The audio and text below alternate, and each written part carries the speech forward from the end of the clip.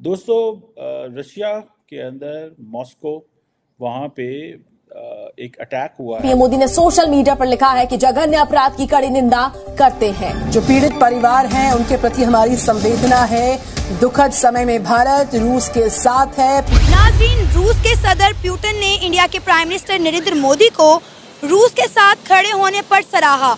उन्होंने कहा कि हिंदुस्तान को कोई नहीं डरा सकता। बड़ी खबर रूस के मॉस्को से, जहां हुए आतंकी हमले की जिम्मेदारी आतंकी संगठन इस्लामिक स्टेट यानी आईएस ने ली है।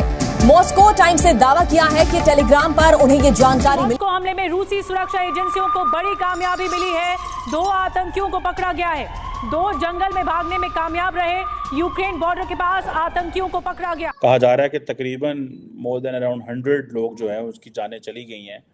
अभी कुछ रिपोर्ट्स आनी है। ये एक बहुत बड़ा अटैक है और इसमें एक अमेरिकन इंटेलिजेंस ये थी, आई थिंक अमेरिकी जो एम्बेसी मॉस्को में है, उन्होंने ये कहा था कि वहाँ पे ना जाया जाए। एक थ्रेट अलर्ट भी जारी किया। अब बड़ी खबर मॉस्को अटैक की। देखिए, रूस ने अपने यहाँ मॉस्को में हुए आतंकी हमले में यूक्रेन पर बहुत बड़ा आरोप लगा दिया है। रूस की सिक्योरिटी एजेंसी ने दावा किया है कि हमलावरों के यूक्रेन के अंदर संपर्क थे।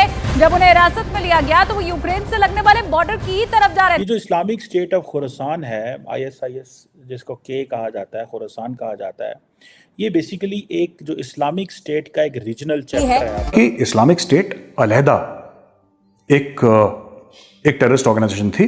वो एक दहशतगर्द मुल्क बनता चला जा रहा है और बन चुका है almost. There is a popular saying in India, दोस्ती से ज्यादा कुछ भी नहीं होता।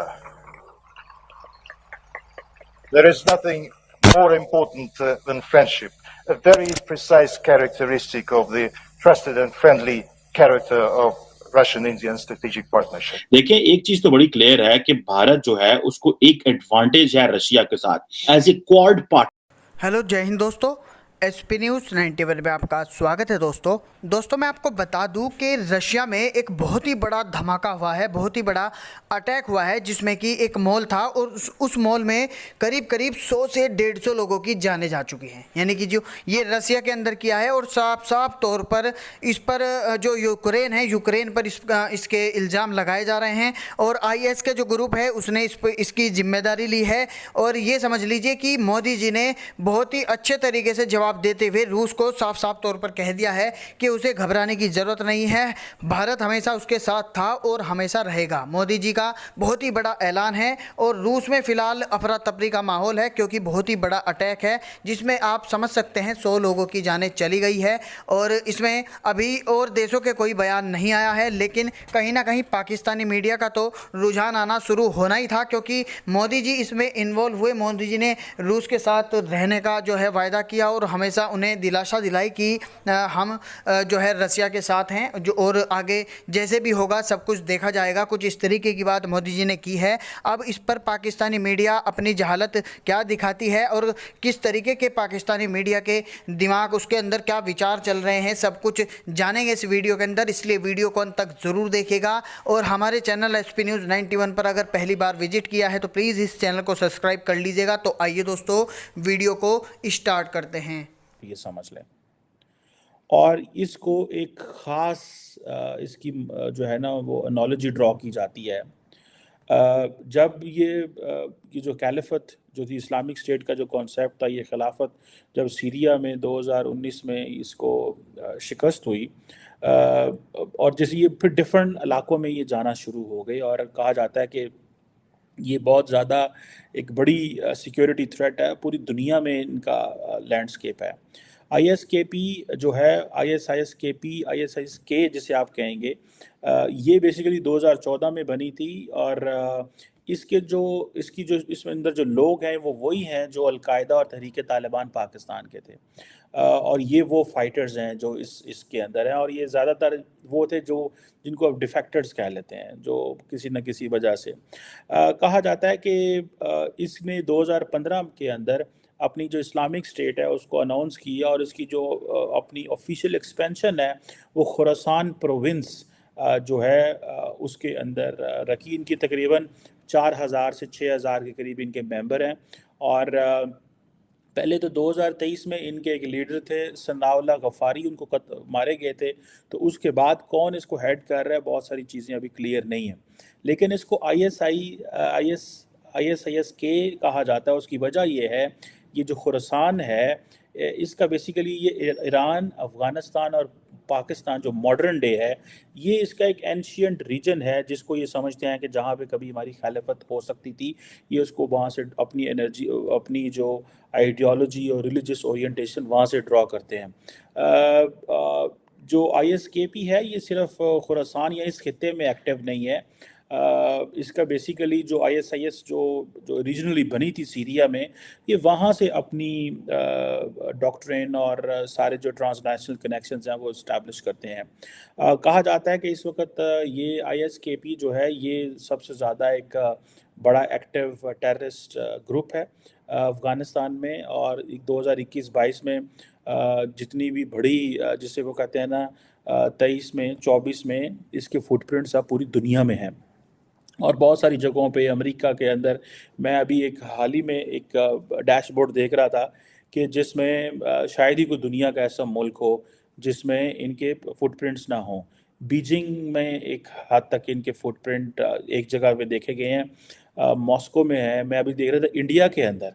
सो if you just go to the map of India, तो मैं एक डैशबोर्ड में देखा है कि starting from Delhi, then in Jaipur, then in Indore, Ahmedabad और वाराणसी, और उसके अलावा हैदराबाद और बेंगलुरु, ये सारे इलाकों के अंदर इनके फुटप्रिंट्स मौजूद हैं। इवन इन इंडिया, पाकिस्तान में तो हद हो गई है। पाकिस्तान में तो बड़े इन्होंने हमले किए हुए हैं और बहुत ज़्यादा जगहों पे, starting from Karachi, then Quetta, then KP के अंदर, खैबर पख्तूनख्वा के अंदर बहुत बड़ा इनका नेटवर्क है, then Lahore, then Gilgit Baltistan, Multan, everywhere, and then Afghanistan के अंदर भी इनके कुछ इलाकों में ये मौजूद हैं।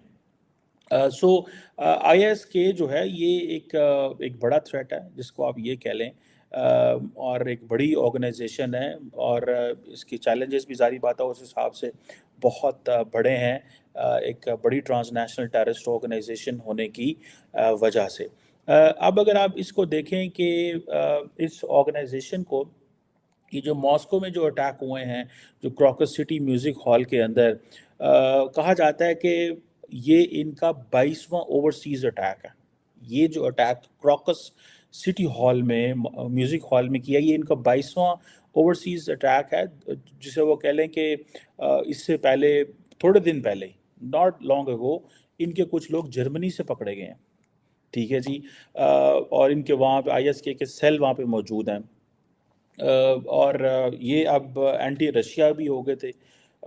सो इनका कोई छोटा मोटा नेटवर्क नहीं है। ईरान, पाकिस्तान, टर्की, ये जो कहा जा रहा है कि जो लोग पकड़े गए हैं, जो इस सारे प्रोसेस में इन्वॉल्व हैं, ये 4 ताजिकिस्तान के सिटीजन्स हैं। एक रशियन न्यूज़ आउटलेट है बाज़ा, उसने ये रिपोर्ट किया है कि ये 4 जो लोग हैं, ये ताजिकिस्तान से हैं। सो अब आप इमेजिन कर सकते हैं कि ये किस हद तक पेनिट्रेट कर चुके हुए हैं। और रशियंस इस चीज़ से बड़े परेशान रहते हैं। रशियंस का पर्सपेक्टिव ये है कि ये, क्योंकि ये जितनी भी जो माजी में which used to be the Soviet Union, right now यहाँ पे तुर्कमेनिस्तान है, ताजिकिस्तान है, उज़्बेकिस्तान है, कज़ाकिस्तान है, और ये सारे जो ममालिक हैं, ये मेजॉरिटी मुस्लिम ममालिक हैं। तो रशिया इस हवाले से बड़ा अलर्ट रहता है कि यहाँ से उनको जो ट्रांसनेशनल टेररिस्ट ऑर्गेनाइजेशंस हैं वो अटैक कर सकती हैं।